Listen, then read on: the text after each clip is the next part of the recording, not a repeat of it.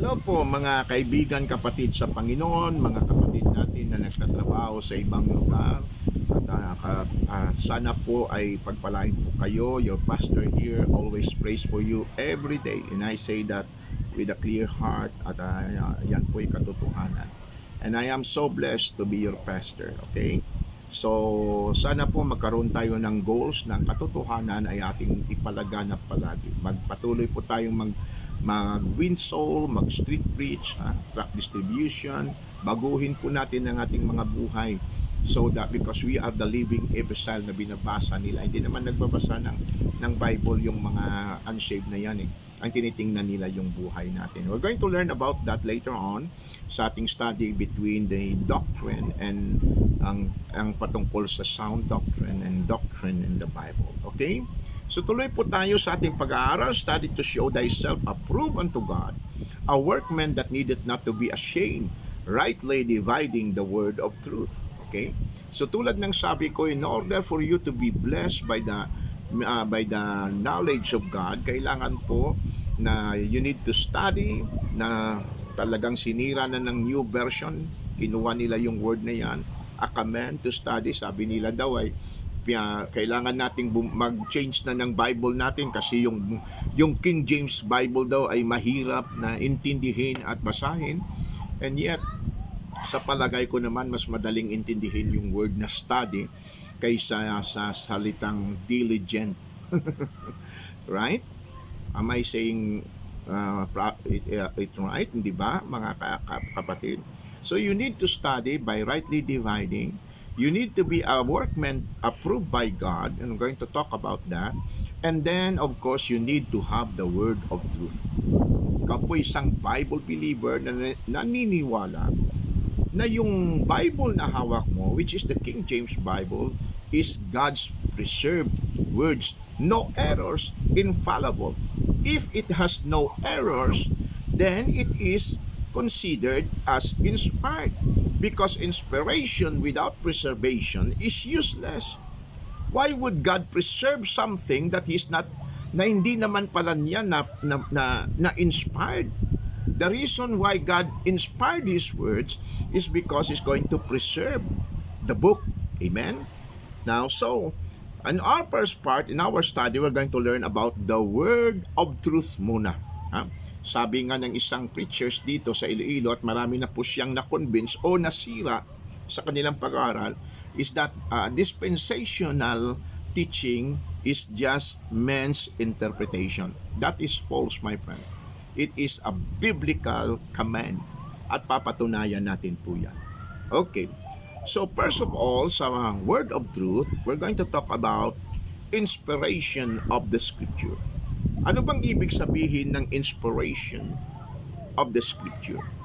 Well, inspiration, mga kapatid, is a supernatural.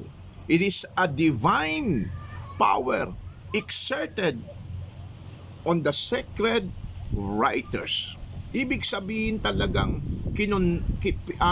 talagang nag-guide ang Panginoong Diyos doon sa mga ginamit niyang mga writers by the Spirit of God. Yung kanilang mga writings, ay mayroon pong divine trustworthiness.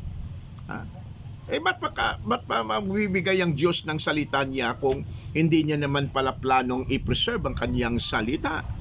So, to make it simple, at ito po'y tanggap ng mga preachers na iba't ibang mga pastor, inspiration, sabi nila, means to inhale air or exhale ng hangin. And the Bible, yung salita ng Diyos, mga kapatid, claims that Almighty God breathed on His words. Talagang binigyan niya ng kaniyang hininga ang kasulatan. Now, here's a biblical meaning.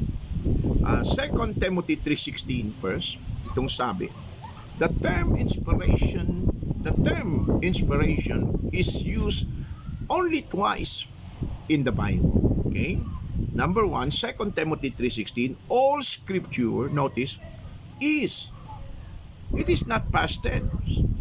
All scripture is present tense, given by inspiration of God. Okay?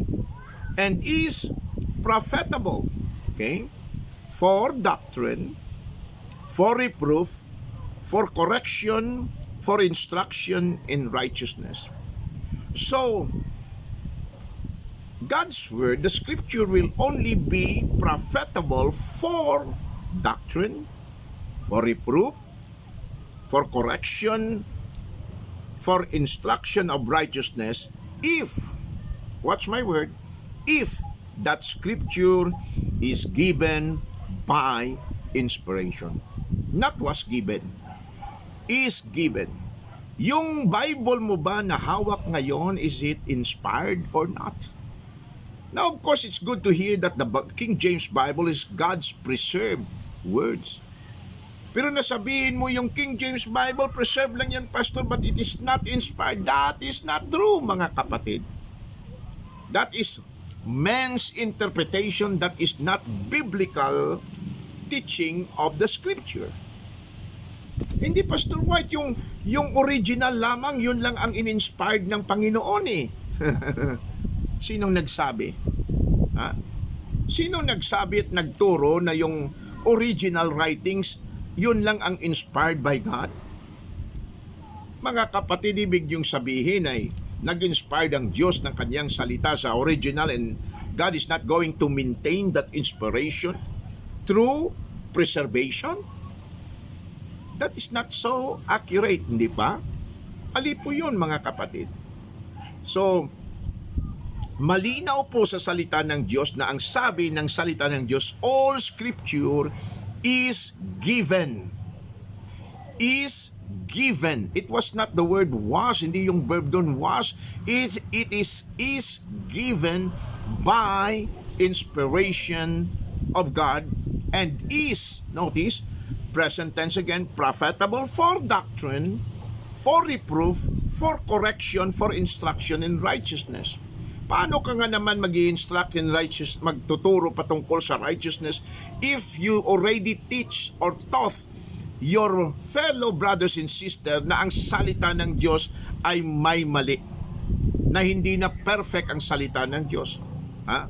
How can you teach them doctrine kung yung source ng doctrine mo ay hindi pala inspired? Therefore, hindi rin pala preserved of God. Now, ito pong pagkasabi sa 2 Timothy chapter 3, verse 16. All scripture is given by inspiration of God and is profitable for doctrine, for reproof, for correction in righteousness. Pero tingnan nyo sa verse 15, yung context ng pagpahayag ni Apostol Pablo patungkol dito. Itong sabi niya kay Timothy, verse 15. And that from a child, sabi niya kay Timothy, thou hast known the Holy Scriptures. It is a Holy Scriptures. Tanong, ano ba yung nabasa ni Timothy? Nagbasa po ba siya ng original autographs? Ha? Original manuscripts? Yung nabasa po at tinuro kay Timothy, yung available copies of Scripture na talagang inspired and were preserved by God sa kanyang panahon, which are able to make the wise unto salvation, okay, through faith which is in Christ Jesus. Malinaw po, all scripture is given by inspiration of God and is profitable for doctrine, for reproof, for correction, for instruction in righteousness. Kaya po huwag kayong maniwala na kung sino mang mga preachers na magsasabi na yung King James Bible is only preserved but not inspired. That is not accurate, mga kaibigan. Why will the Lord inspire something na hindi niya i-preserve? Kung ano man yung na-preserve ng Panginoon, therefore, yung na-preserve na yon are truly inspired by God. Because inspiration without preservation is useless. And why would He preserve something na hindi naman pala preserved? Kaya po, pag hindi po inspired ang inyong binabasa, like the King James Bible, the preserved Word of God, inspired and preserved, then it will not be profitable for teaching doctrine. You can teach something about that kung new version. I'm not saying na hindi. Pero hindi po yan maging katulad ng preserve God's Word Hindi po yan maging effective sa reproof or for correction or for instruction in righteousness. Of course, you can say, no, I don't believe that, Pastor White. It's a free country.